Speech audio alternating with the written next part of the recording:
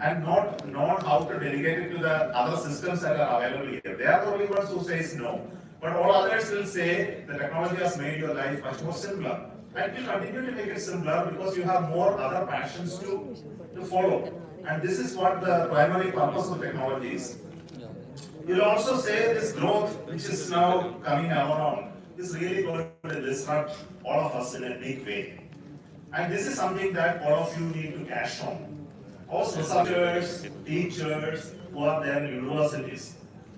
Let me go back to this fundamental issue of research support and research identification, all the fundamental work that we need to do in various domains, translation research which we need to do in various domains. We talked about it quite a bit. I think I don't want to repeat all of that.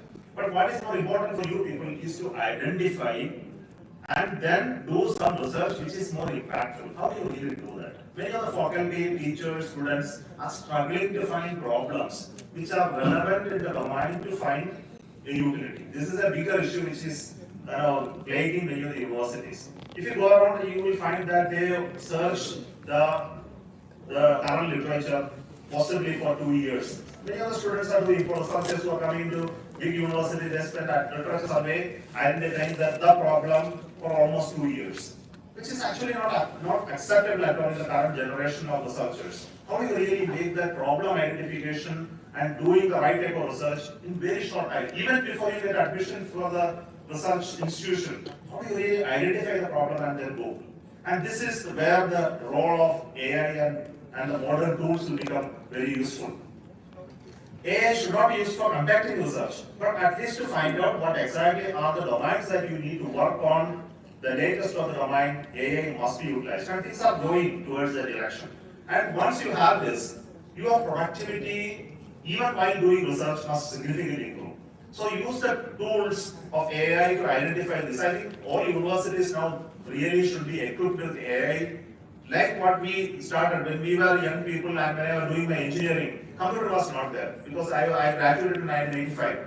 The personal computers arrived just after that in India. In my college, in one glass room, a computer was kept, and we were seeing it through the glass. Now that is called computer.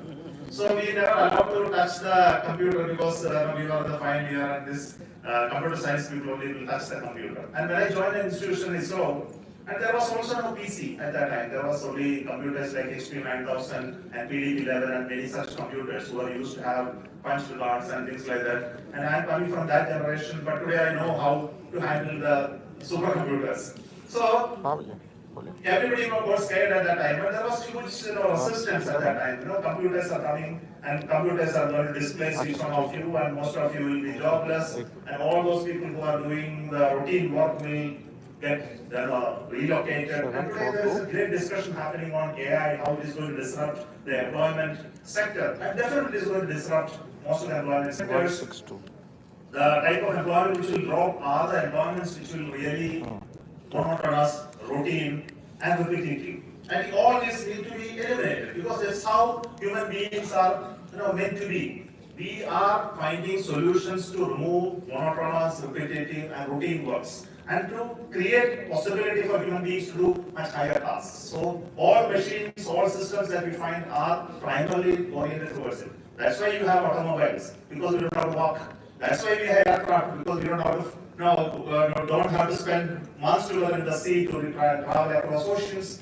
That's why you have rockets, so we can go to Moon and Mars. So that's human beings find this. The computers came primarily with the purpose of easing your life, and AI is there to ease your life. I think this must be looked at as a positive outcome.